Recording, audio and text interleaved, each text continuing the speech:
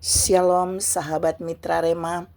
Hari ini kita akan sama-sama mendengarkan firman Tuhan yang terambil dalam kitab Kejadian 32 ayat 22 sampai ayat yang ke-24 yang berkata demikian.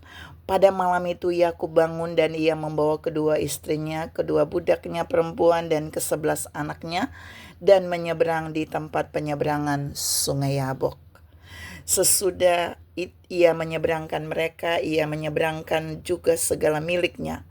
Lalu tinggallah Yakub seorang diri dan seorang laki-laki bergulat dengan dia sampai fajar menyingsing.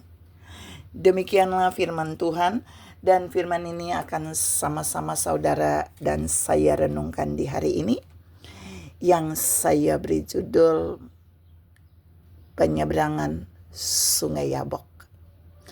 Saudara yang saya kasihi dalam Tuhan Yesus Kristus, sebagian ayat yang tadi saya baca sesungguhnya itu menceritakan bagaimana Yakub bergulat dengan Tuhan yang bermanifestasi sebagai malaikat Tuhan di seberang Sungai Yabok. Dan kita mau lihat ada hal-hal besar yang Tuhan lakukan dalam pertemuannya dengan Yakub di seberang Sungai Yabok itu. Yang pertama, kita mau lihat yang pertama adalah Yakub berada sendiri setelah dia menyeberangkan semua keluarganya, anak istrinya, budaknya, dan seluruh kambing dombanya. Jadi Yakub menyeberangkan mereka di seberang Sungai Yabok. Lalu di seberang bagian lain Yakub berada sendiri. Pada saat itu adalah pada waktu malam. Kalau saudara lihat baik-baik ayat itu terjadi pada waktu malam. Saya ulangi, peristiwa Yakub menyeberangkan semua ternaknya, istri dan anak-anaknya, bahkan budaknya, itu pada malam hari. Berarti Yakub benar-benar mau bergumul dengan Tuhan. Setelah dia menyeberangkan itu, dia tinggal sendiri. Dia ada dalam pergumulan yang besar, dikejar oleh kakaknya Esau untuk dibunuh. Saudara yang saya kasihi di dalam Tuhan Yesus Kristus. Lalu peristiwa berikutnya yang terjadi adalah dia mengalami pertemuan dengan Tuhan yang bermanifestasi sebagai malaikat Tuhan.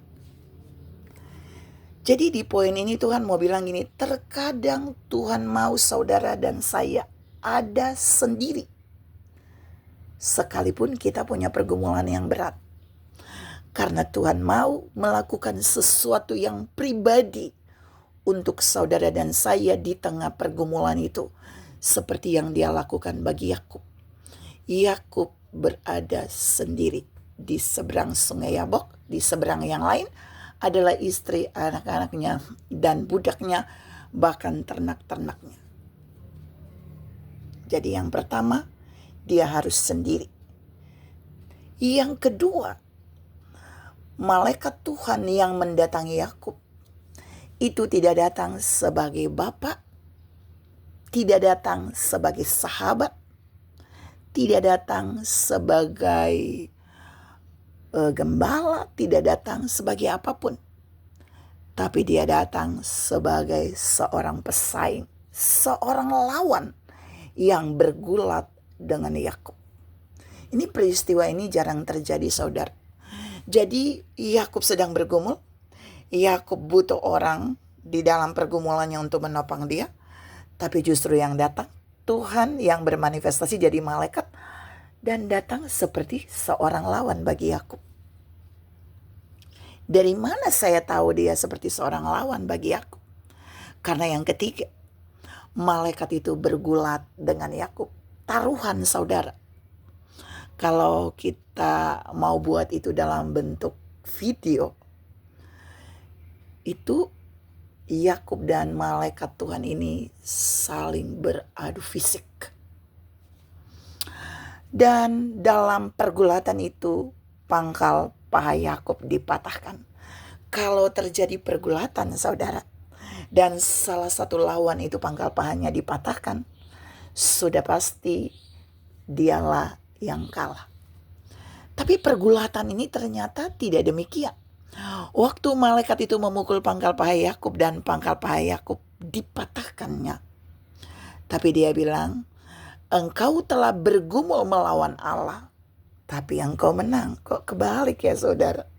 Sudah patah pangkal pahanya, tapi dibilang menang. Saudara yang saya kasih dalam Tuhan Yesus Kristus, mengapa malaikat Tuhan mengatakan menang bagi Yakub? Karena sekalipun pangkal paha Yakub sudah dipatahkan, Yakub tidak menyerah dalam pergumulan itu. Yakub tidak menyerah dalam pergulatan itu. Jadi Tuhan mau bilang di poin ini, ketika saudara dan saya sedang bergumul, ketika ada masalah yang kita gumuli, kita nggak boleh menyerah dengan masalah itu. Kita nggak boleh menyerah dengan sebuah pukulan dalam masalah itu. Kita tidak boleh menyerah hanya karena masalah itu datang dalam hidup kita. Tapi kita terus harus bertahan sampai Allah memberikan kemenangan itu bagi kita. Seperti yang dialami oleh Yakub, dia terus bergulat dalam pergumulan itu, sekalipun pangkal pahanya patah, sampai malaikat Tuhan itu bilang, engkau telah bergumul melawan Tuhan dan engkau menang. Saudara yang saya kasih dalam Tuhan Yesus Kristus, kemenangan ini Allah berikan bagi Yakub karena Yakub tidak menyerah dalam pergumulan hidupnya. Tuhan juga mau bilang buat saudara dan saya, jika hari ini saudara punya pergumulan pribadi, pergumulan di dalam keluarga, pergumulan di dalam pekerjaan, pergumulan di dalam pelayanan, pergumulan di dalam kesehatan, pergumulan di dalam ekonomi dan keuangan saudara, saudara tidak boleh menyerah. Saudara tidak boleh menyerah. Saudara harus tetap bertahan dan bergumul sampai Allah memberikan kemenangan bagi saudara seperti yang Dia berikan bagi Yakub. Dan yang paling terakhir saudara, di sungai Yabok itu, Allah bukan saja berkata buat Yakub, engkau telah bergumul dan menang, tapi Allah mengubah nama Yakub menjadi Israel.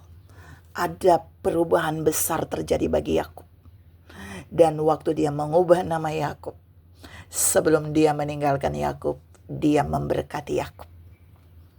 Dalam setiap pergumulan, percayalah, waktu saudara dan saya bergumul, ada pemulihan dalam pergumulan kita, dalam masalah yang kita gumuli, orang yang kita gumuli. Tapi juga ada berkat yang Allah berikan bagi saudara dan saya dalam pergumulan itu. Tuhan mau saudara dan saya menangkap bagian ini, bahwa di balik setiap pergumulan kita, bahwa di tempat penyeberangan sungai Yabok itu, Yakub menerima banyak hal. Dia menang, walaupun dia bergumul sendiri, pangkal pahanya sudah patah, dia tetap diberi kemenangan. Dia mengalami perubahan besar di sana. Yakub menjadi Israel, tapi dia juga diberkati.